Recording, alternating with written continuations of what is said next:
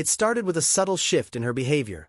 Her smile no longer reached her eyes, and she was always busy, glued to her phone or working late. At first, I thought it was just stress.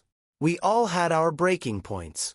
But then one day, a friend mentioned seeing Alina at a cafe with a man I didn't recognize. They looked too comfortable to be strangers.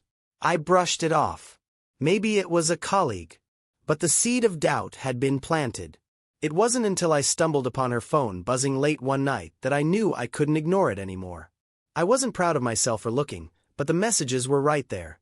Flirty, intimate exchanges with Andrei Voronov, the name of a man I had only vaguely heard of through her stories about real estate dealings. A pit formed in my stomach as I scrolled through the texts, each one cutting deeper. I confronted Alina the next morning.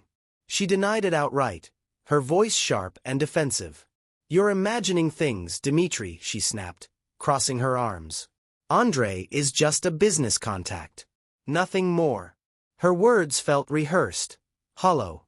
Still, I wanted to believe her. I wanted to be wrong. But something in her tone, too quick, too certain, told me I wasn't. That's when I decided I needed to know the truth, no matter how painful. If she wasn't going to tell me, I'd find someone who could. That's how Sofia Morozova entered the picture. A no-nonsense private investigator with a reputation for getting results. When I handed her a photo of Alina and Andrei, I told her one thing: I want to know everything. Don't hold back. By the time Sofia left my office, I was already dreading what she might uncover. But there was no turning back now. Whatever lay ahead, I would face it. If Alina thought I would sit back and accept this betrayal, she was about to learn how wrong she was. Sofia Morozova was efficient, almost unnervingly so. Within days, she came back with details that shattered whatever hope I had left that Alina might have been telling the truth. Her meetings with Andrei weren't isolated incidents or purely professional. Sofia's photos told the story. Stolen glances, hands brushing against each other, private dinners in dimly lit restaurants. My stomach churned as I flipped through the folder she handed me, each image more damning than the last. "It's not just an affair," Sofia said, her voice calm but firm. "Andrei isn't just preying on her emotionally. He's using her professionally too." That caught my attention.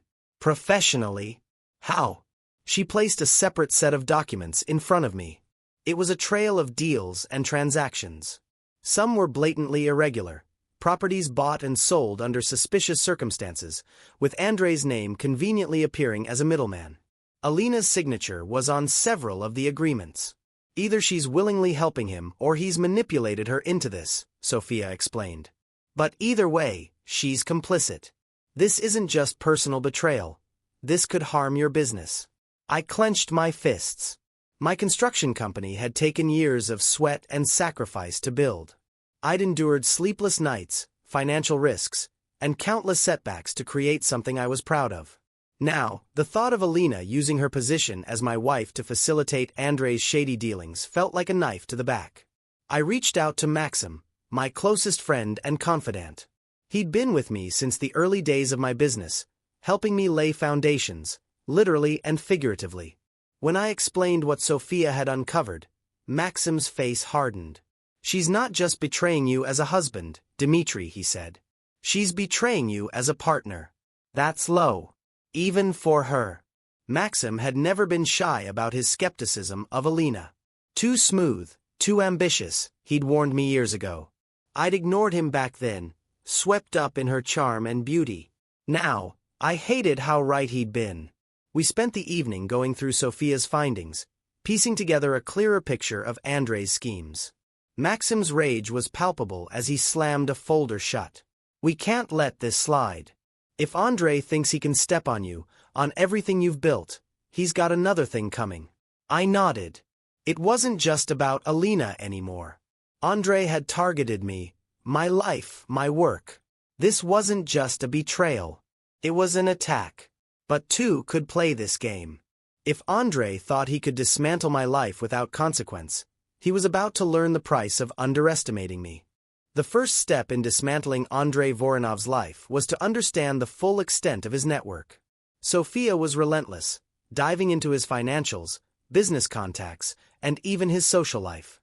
Every lead she uncovered painted a clearer picture of a man who thrived on manipulation. Andre wasn't just a predatory real estate agent. He was a puppet master, using charm, deceit, and leverage to get what he wanted. His empire wasn't built on solid foundations but on the exploitation of others. Sophia uncovered some particularly revealing details about Andre's modus operandi. He targeted vulnerable clients and leveraged his connections to secure unfair deals. Alina, it seemed, was just one of many people he had used, although her position as my wife likely made her a prized pawn in his game. The thought made my blood boil. This guy's not just dirty, he's reckless, Sophia said, tossing another set of documents onto my desk. He's left a trail a mile wide. If you hit him where it hurts, his whole operation will collapse. Maxim and I pored over the evidence, brainstorming ways to take him down. We had to be careful. If Andre suspected what we were planning, he'd bury evidence faster than we could act. The key was to strike hard and fast, ensuring there was no way for him to recover.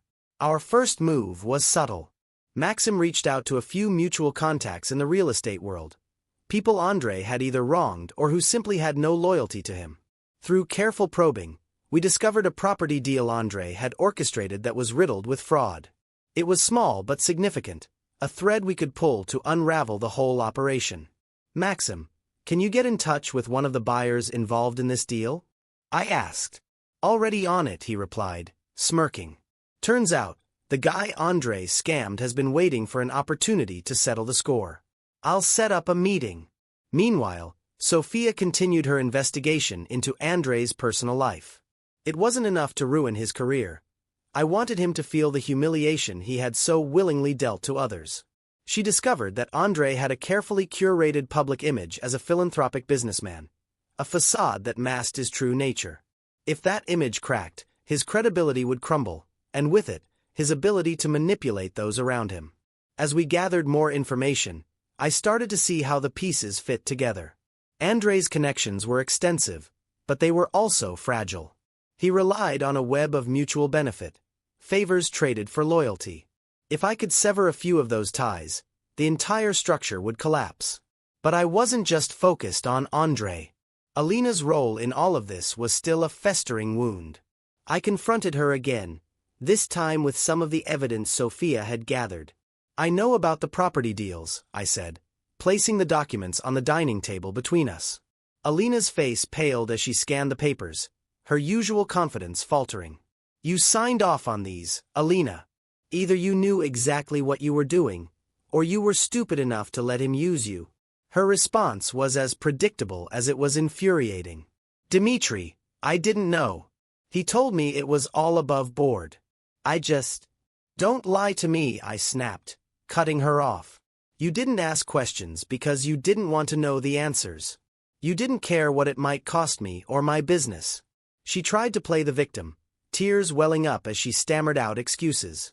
He made me feel important, like I wasn't just your shadow. I didn't think. No, you didn't, I said coldly. You didn't think about anyone but yourself.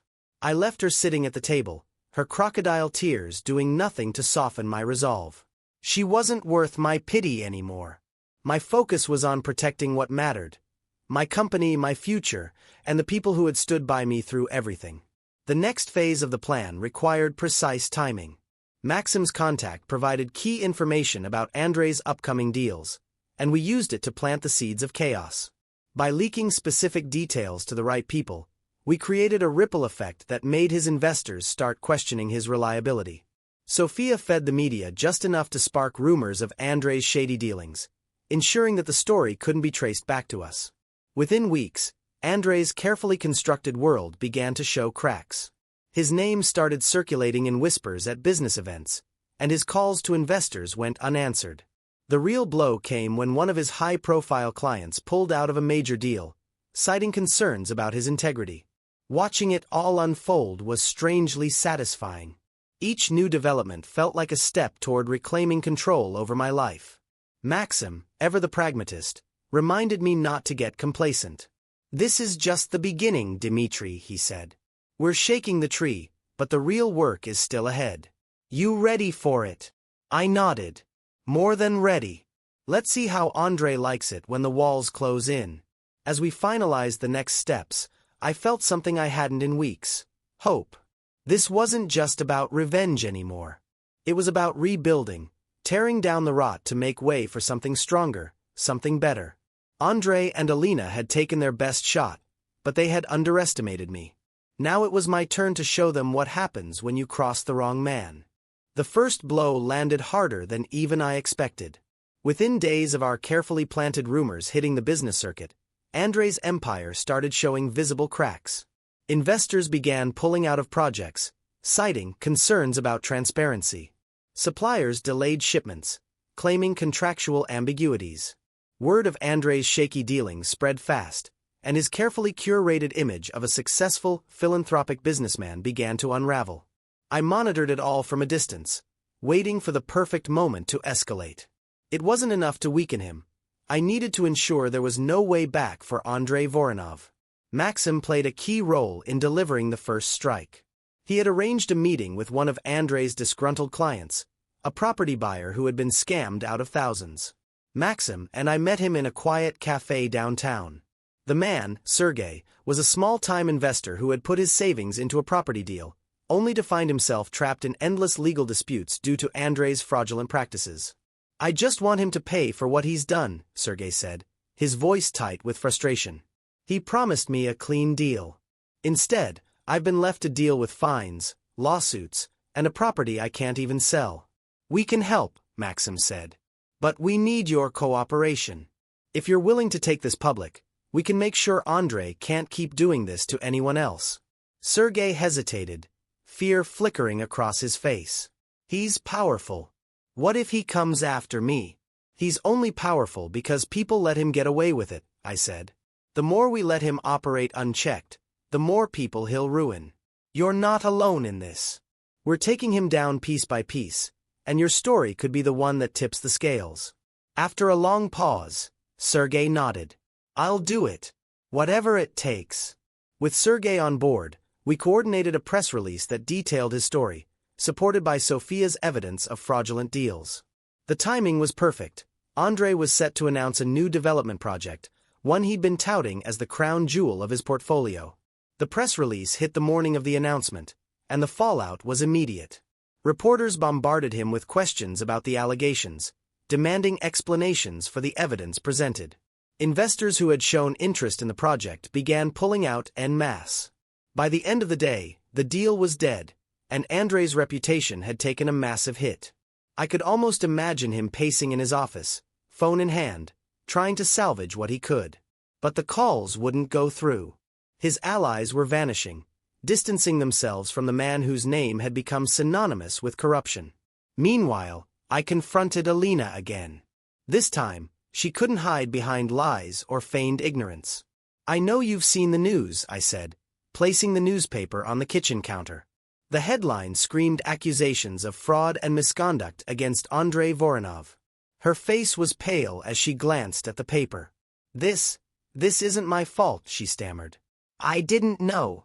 "Stop," I interrupted, my voice cold and firm. "You knew enough to make the choice to stand by him. You knew enough to betray me."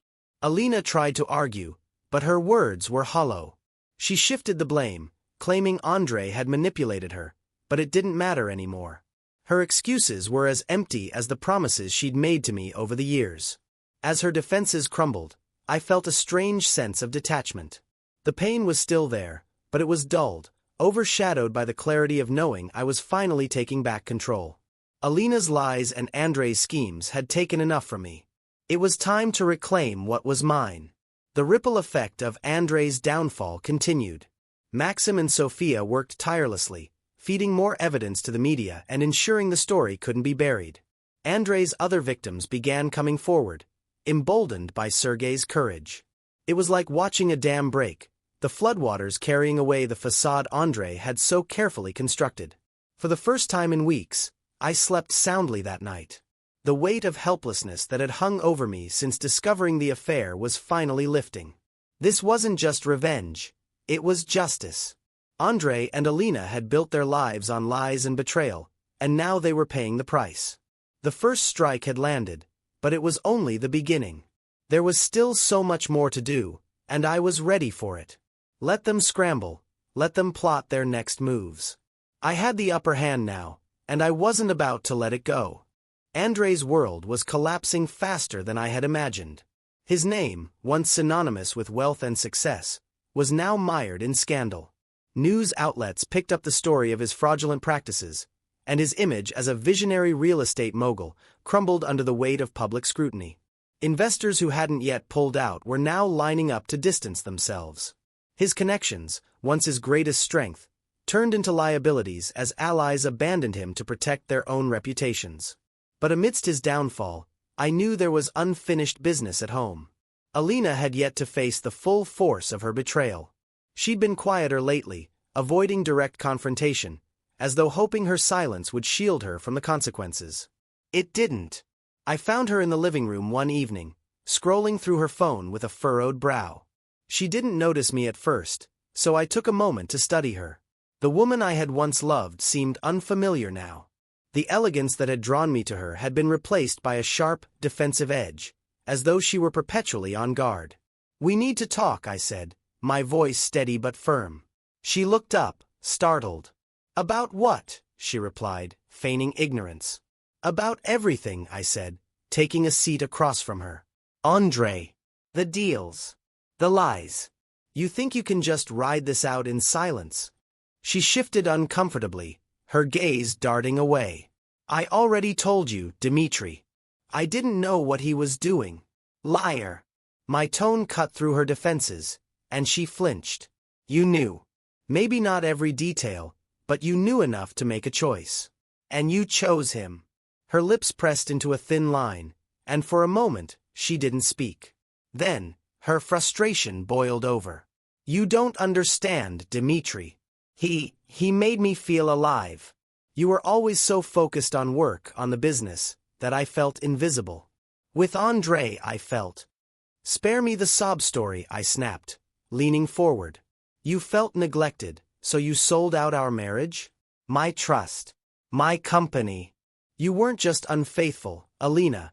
You were complicit in tearing down everything I've worked for."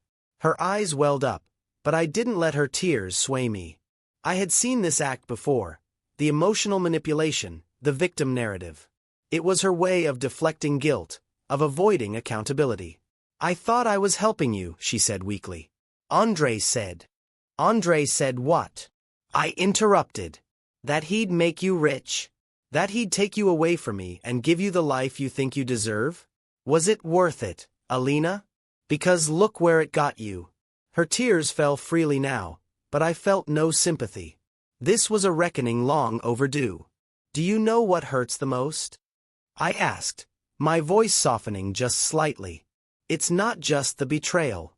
It's the fact that you didn't even think of our life together. Of what we built. You threw it away for a man who's now a pariah." She shook her head, her hands trembling. "I made a mistake, Dmitri. A terrible mistake. But I didn't mean to." "You didn't mean to?" I said, cutting her off. "You didn't mean to lie to my face? To jeopardize my company? Don't insult me, Alina. You knew exactly what you were doing." The weight of my words seemed to crush her, and she slumped in her chair, defeated. "But I wasn't done yet. I'm giving you one chance to come clean," I said. "If you have anything left to say, anything real, say it now." She looked at me, her expression a mix of fear and desperation. "I thought he loved me," she whispered. "I thought. I don't know what I thought. But now I see what a fool I was. Dmitri, I'll do whatever it takes to fix this. Please." Her pleas sounded hollow, like an echo of the woman she used to be. I stood, my decision already made. "You can't fix this, Alina," I said. "The damage is done. And I'm done too." As I walked away, her sobs followed me down the hallway. I felt a strange mix of emotions: anger, sorrow, and, unexpectedly, relief. It wasn't closure, not yet, but it was a step forward. The next day, I turned my attention back to Andrei. Sophia had uncovered a new lead, one of his former business partners, a man named Victor, who had been burned by Andrei's underhanded tactics. Unlike Sergei, Victor was no small-time player. He had clout, and he was eager to take Andrei down. Maxim and I met Victor at his office, a sleek space that reeked of success. He was a sharp, no-nonsense man in his 40s, with the air of someone who wasn't used to losing. "I've been waiting for this day," Victor said, shaking my hand. "Andrei's a parasite. Whatever you need from me, you've got it." We laid out our plan, detailing how Victor's testimony and additional evidence could amplify the pressure on Andrei. Victor didn't hesitate. He provided documents, financial records, and even personal correspondences that painted a damning picture of Andrei's unethical practices. By the time the meeting ended, I knew we had the ammunition we needed for the next phase. Andrei was cornered, and it was only a matter of time before he realized there was no escape. But this wasn't just about Andrei anymore. Each step I took toward dismantling his empire brought me closer to reclaiming my own life. The confrontation with Alina had been a painful reminder of the betrayal I'd endured, but it had also been a turning point. I wasn't just tearing down the people who had wronged me, I was rebuilding myself. And for the first time in weeks, that felt like enough. The dominoes were falling faster now, and Andrei's desperation was starting to show. News outlets continued to churn out stories about his fraudulent dealings, with new allegations surfacing almost daily. Sofia's relentless investigation and the testimonies from victims like Sergei and Victor had created a snowball effect that Andrei couldn't control. His name had become poison in the business world, and the few allies who hadn't already abandoned him were now scrambling to distance themselves. But I wasn't done. This wasn't just about ruining Andrei, it was about reclaiming everything he and Alina had taken from me. One afternoon, Sofia called me with a surprising update. "We've hit a gold mine," she said, her tone uncharacteristically triumphant. "Andrei's personal accounts show irregularities. Large transfers to offshore accounts that don't match his reported income." "What are you saying?" I asked, leaning forward in my chair. "I'm saying he's been laundering money," she replied. "And if we play this right, we can get the authorities involved. Once they start digging, Andrei won't just lose his reputation, he'll lose his freedom." It was a turning point.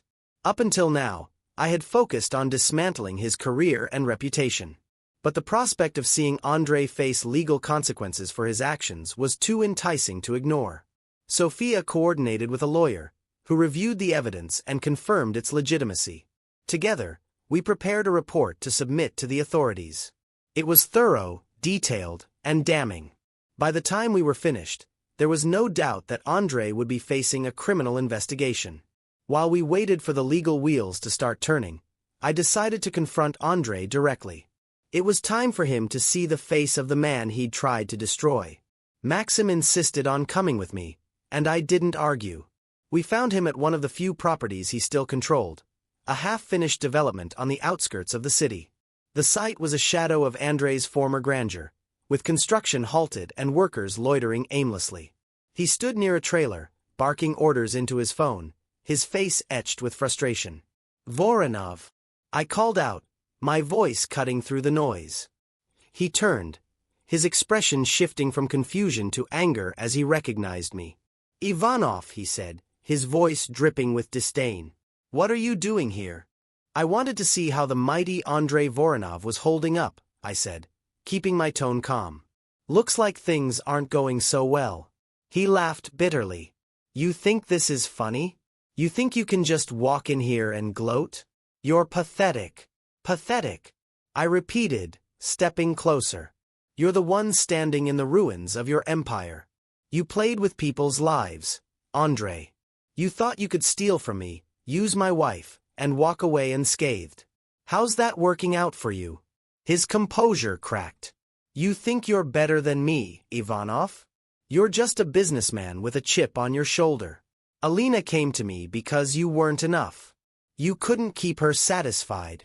His words stung, but I refused to let him see it. "Alina's mistakes are hers to own," I said coldly. "But you're a parasite. And parasites get eradicated." Andrei's bravado faltered as Maxim stepped forward, his presence a silent warning. "You're done, Voronov," Maxim said. "The people you've screwed over? They're all coming for you. We're just the beginning." Andrei's face twisted with fury, but there was fear in his eyes. He was cornered, and he knew it. "You've got no proof," he said weakly, his confidence crumbling. "You're bluffing." I smiled, pulling a folder from my bag. "You're welcome to call my bluff. Or you can open this and see what's coming for you." I handed him the folder, watching as he flipped through the pages. His hands trembled as he read the evidence Sophia had compiled, the color draining from his face. "You're a dead man," he muttered, his voice shaking. "No, Andre," I said, stepping closer. "I'm a man who has nothing left to lose. That makes me more dangerous than you'll ever be." I turned and walked away, leaving him standing in the dust of his shattered dreams. Maxim followed, his expression grim but satisfied. "That was satisfying," he said. "But you know he'll try to fight back." "Let him," I replied. "He's already lost." Back at home, I found Alina waiting for me. She looked worn, her usual confidence replaced by an air of defeat. "What did you do?" she asked, her voice trembling. "Andre called me. He's furious." "What I should have done a long time ago," I said. "I'm holding him accountable. For everything." She stared at me, tears welling up in her eyes. "You're going to ruin him." "He ruined himself," I said simply. "And if you're smart, you'll start thinking about how to salvage what's left of your own life." Her tears fell, but I felt no sympathy. Alina had made her choices, and now she was facing the consequences. The next day, the authorities launched their investigation into Andrei's finances. News of the inquiry spread quickly, and the media frenzy intensified. Andrei's face was plastered across every channel, his name now synonymous with corruption and scandal. For the first time in weeks, I felt a sense of closure. Andre was finished, and Alina's betrayal no longer consumed me. I had taken back control of my life, and it felt like freedom. But this wasn't just an ending, it was a beginning. The turning point had come, and now it was time to rebuild. To take the pain and use it as fuel for something stronger, something better. And as I looked ahead, I realized I wasn't just reclaiming what I had lost. I was becoming someone I could be proud of again. The chaos surrounding Andrei's downfall began to settle, but my journey was far from over. For weeks, I had been consumed by betrayal and revenge, my every thought fixated on tearing him down. Now, with Andre cornered and his empire crumbling, the emptiness left behind was palpable. It was time to focus on something more meaningful, rebuilding my life and redefining who I was. The first step was my business. Andrei's meddling had left scars on my company's reputation, and I knew repairing that would take time. I called a meeting with my team, loyal employees who had stuck by me despite the turmoil. The room was tense as they waited for me to speak. I stood at the head of the table, taking a moment to gather my thoughts. "I won't sugarcoat it," I began. "The past few months have been a disaster. Mistakes were made, some mine, some by those I trusted. But I refuse to let this define us. We've built something incredible here, and I believe we can rebuild it stronger than ever. I need your help to make that happen." One by one, my team responded with nods and murmurs of agreement. Maxim, seated at my right, gave me a reassuring look. "We're with you, Dmitri," he said. "Always." From that day forward, I threw myself into my work with renewed determination. I restructured operations, focused on transparency, and launched an aggressive campaign to restore the company's reputation. It wasn't easy, clients were hesitant, and competitors circled like vultures. But with each small victory, I felt a sense of purpose returning. Outside of work, I began to take stock of my personal life. Alina had moved out, finally accepting that there was no salvaging our marriage. The house felt quieter without her, but instead of mourning the loss, I found solace in the newfound peace. I focused on simple things: morning jogs, cooking meals I'd never tried before, and reconnecting with old friends I had neglected during the whirlwind of my marriage. One evening, Maxim and I sat on the patio, a bottle of whiskey between us. The city skyline glittered in the distance, a reminder of how far we had come from the days when we were just two dreamers with big ideas. "You've changed," Maxim said, breaking the comfortable silence. "Have I?" I asked, sipping my drink. He nodded. "You're more grounded. Before, It was all about the hustle, the next big project. Now, it's like you're actually living your life instead of just chasing it. I considered his words and realized he was right. For so long, I had been driven by ambition and the need to prove myself. But now, after everything I'd been through, I was starting to see the value in simply being present. Sophia, ever the professional, kept me updated on Andrei's situation. The investigation into his finances had escalated, and he was facing mounting legal troubles. His once loyal allies had turned on him, eager to save their own skins. Alina, too, had been caught in the crossfire, though her involvement was minimal compared to his.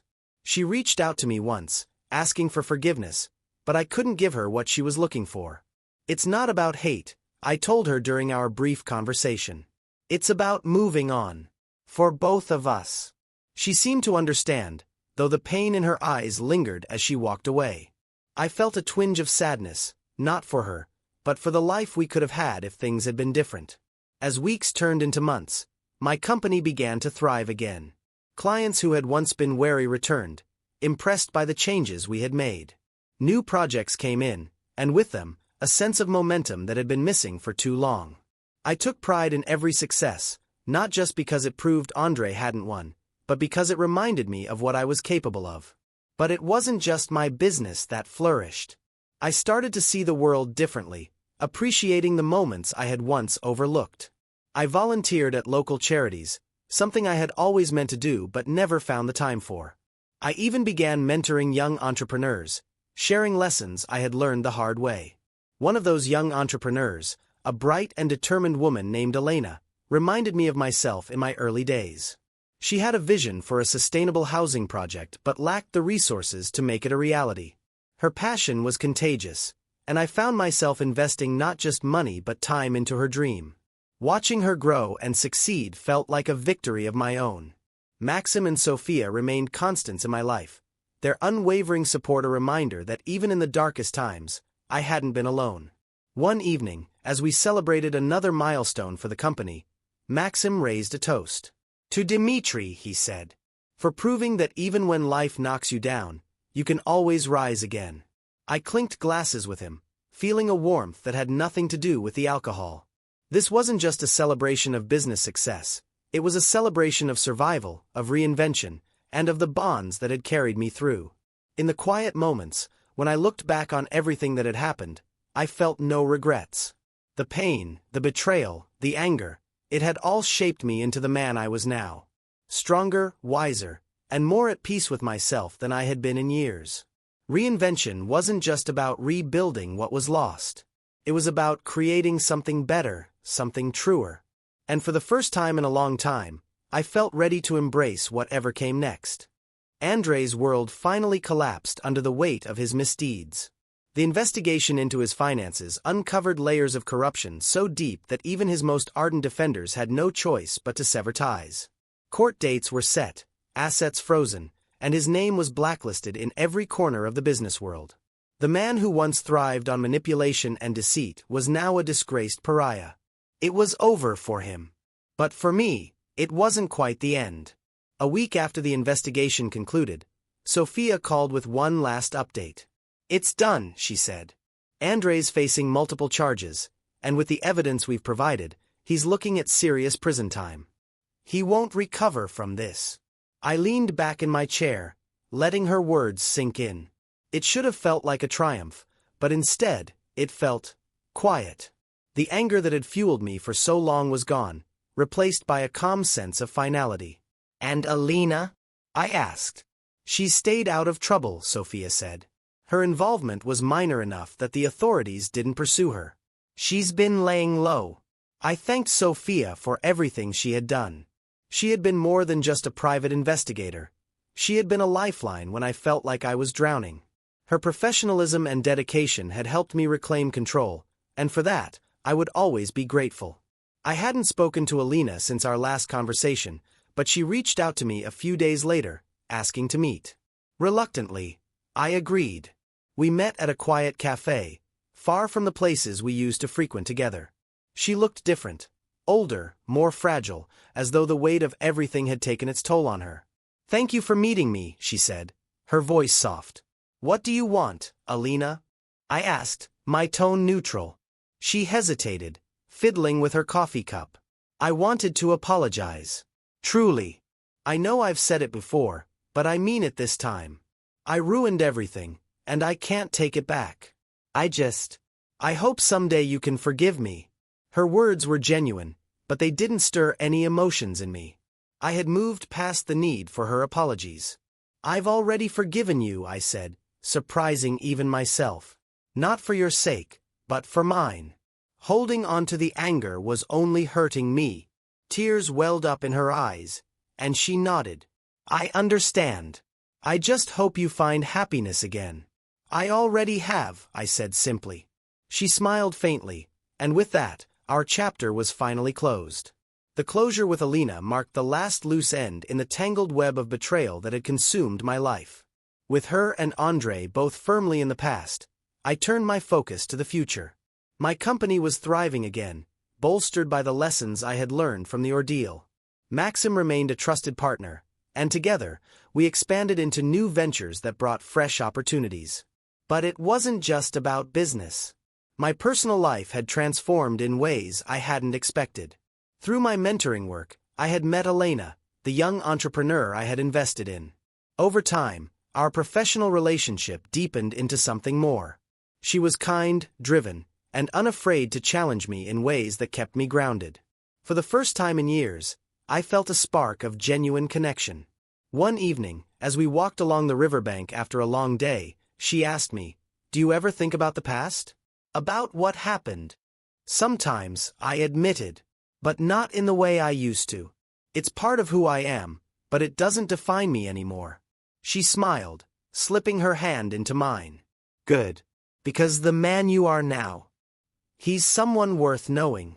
As I stood in the office one night, looking out at the city skyline, I reflected on everything that had brought me to this point. The betrayal, the pain, the revenge.